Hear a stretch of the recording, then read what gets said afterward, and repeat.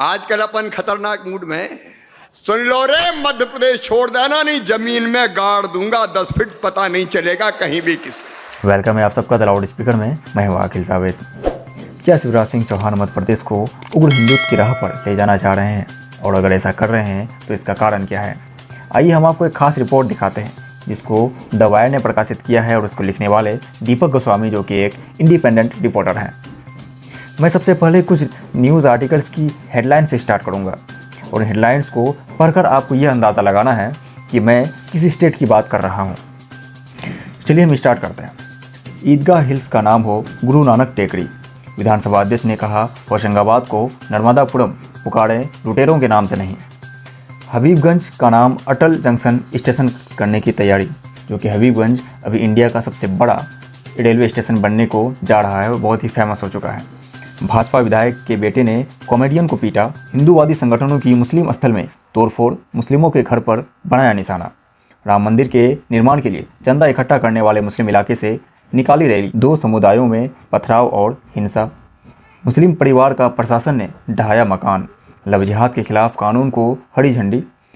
पत्थरबाजों से होगी संपत्ति के नुकसान की वसूली, उनकी संपत्ति होगी कुर्की।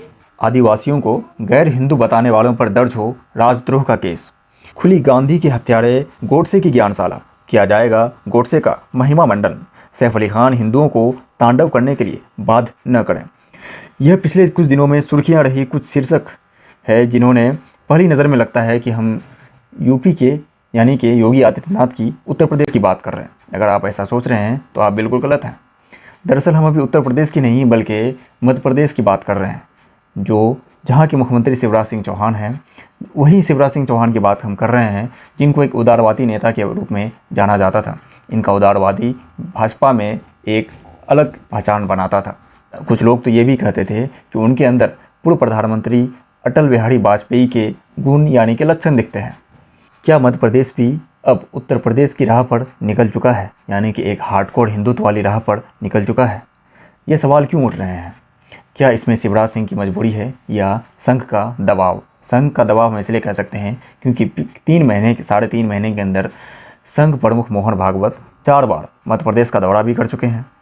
क्या शिवराज सिंह चौहान भी हार्डकोर हिंदुत्व बनने में योगी आदित्यनाथ से प्रतिस्पर्धा में लगे हुए हैं?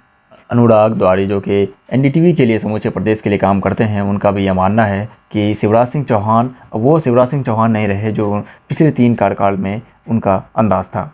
इस बार उनका अंदाज़ कुछ बदला सा नज़र आ रहा है। दरअसल जिन कानूनों और जिन बातों पर वे अब जोर देने लगे हैं, उन्हें सिर्फ़ और सिर्फ एक खास वर्ग की तरफ जाता दिखाई दे रहा है, जो कि पिछले समय में ऐसा नहीं था। लज्जा शंकर खुद से ही जुड़ा एक उदाहरण देते हैं। उनका ये कहना है कि मैं लंबे समय से मध्य प्रदेश में एक पत्रिका निकाल रहा हूँ, और उस पत्रिका में सभी जानते हैं कि सरकार से लेकर आरएसएस तक की आलोचना करता रहा था, लेकिन उसके बावजूद मुझे सरकारी विज्ञापन दिए जाते थे। लेकिन अब ऐसा नहीं रहा है। अब उनके पत्रिका के लिए सरकारी विज्ञापन को बंद कर दिया गया है।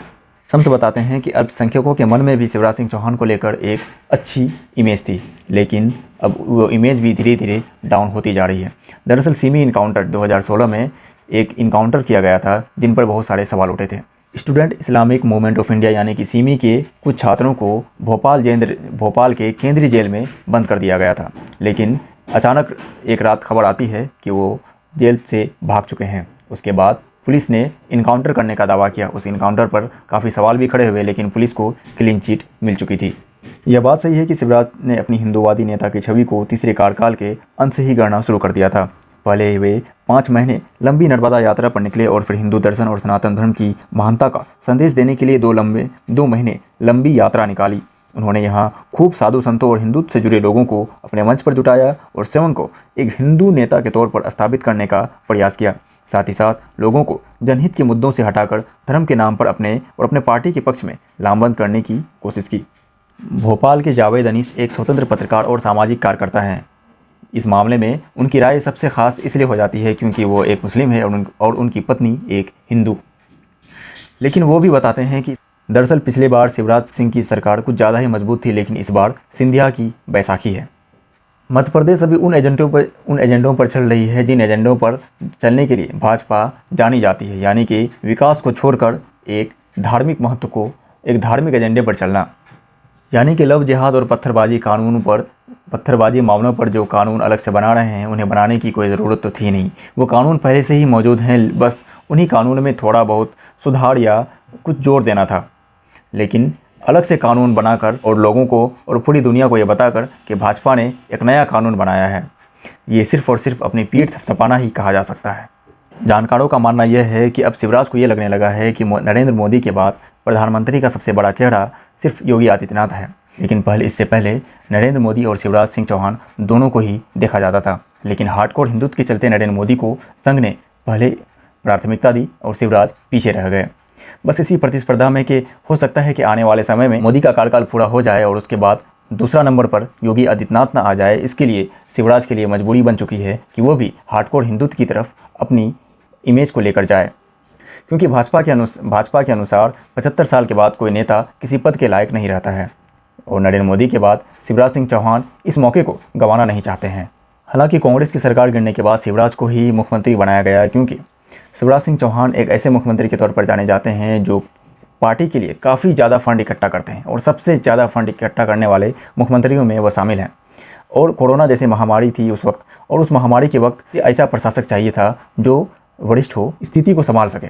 इसीलिए शिवराज सिंह चौहान को मौका मिला। लेकिन उससे पहले क्या स्थिति शिवराज की हो चुकी थी ये आपको और हम सबको बताने की ज़रूरत नहीं है। उज्जैन के पास एक पहाड़ी है और उस पहाड़ी को पूर्व केंद्रीय मंत्री दिवंगत अनिल माधव दवे के नाम से एक NGO है, उस NGO को दे दिया गया है। और उस NGO का ये कहना है कि वो उस पर हरियाली का कार्यक्रम चलाएंगे, यानी कि उस पूरे पहाड़ी पर हरियाली लगाएंगे। लेकिन अब ये भी देखा जा रहा है कि अब से जितने भी NGOs को ज़मीन मुहैया कराए जा रहे हैं या कोई भी सरकार की तरफ से कुछ भी मुहैया कराया जाता है, वो सारे के सारे NGO संघ से जुड़े ही होते हैं और या संघ के लोगों के ही होते हैं। यानी कि सीधे तौर पर शिवराज सिंह का प्लान ये है कि संघ को और भाजपा को हमेशा खुश रखा जाए ताकि उनके प्रधानमंत्री बनने का प्लान धीरे धीरे कामयाबी की ओर बढ़े।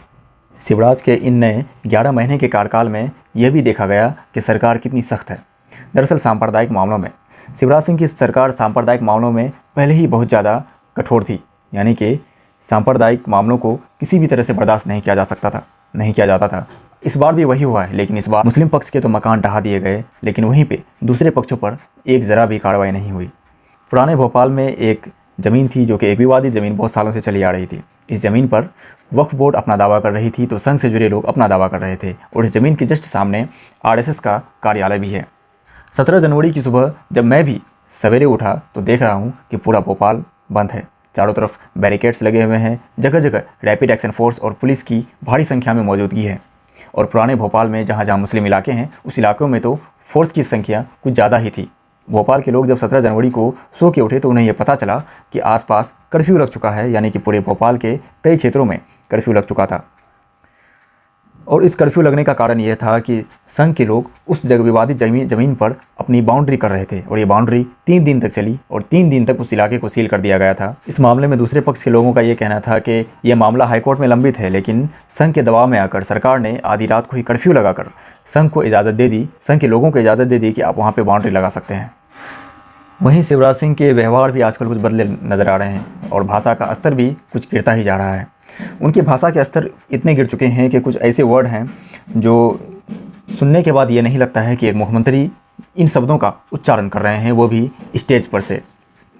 उनके कुछ शब्दों को मैं बताना चाह रहा हूँ कि शिवराज के हालिया बयान देखेंगे तो वो कभी कोई अधिकारियों को कहते हैं कि टांग दूंगा, तो कभी माफिया को कहते नज़र आते हैं कि उखाड़ दूंगा, तो कभी किसी मौके पर दोषियों को ज़मीन पर गाड़ने की बात कहते हैं।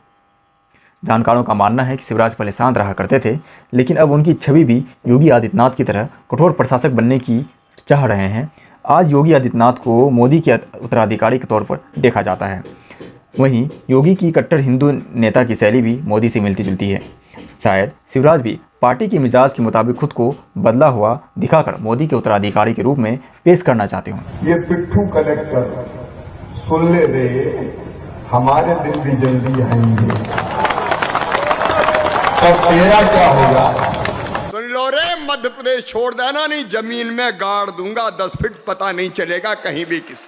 लेकिन इतना सब होने के बावजूद भी अनुराग जी का ये कहना है कि मेरी निजी राय यह है कि शिवराज दिल से अभी उतने कठोर नहीं हैं जितने बनने की कोशिश कर रहे हैं। कानून भी बना रहे हैं और वैसे भी काम कर रहे हैं ताकि वो भाजपा में चल रही कट्टरता के दौर में पीछे ना छूट जाएं। शम्स अंत में एक घड़ी बात कहते हैं, उनके मुताबिक कई बार समाज इतना कठोर हो जाता है कि नेता को भी उसी हिसाब से चलना पड़ता है और वो सोचने लगता है कि यदि मैं ऐसा नहीं चलूँगा तो दूसरे मुझसे आगे निकल जाएंगे। यही कहानी शिवराज की भी जान पड़ती है। अगर वीडियो आप लोगों को ठीक लगा होगा तो शेयर ज़रूर कीजिएगा। नए हैं तो चैनल को जरूर सब्सक्राइब कीजिए। Lots of thanks, have a nice day.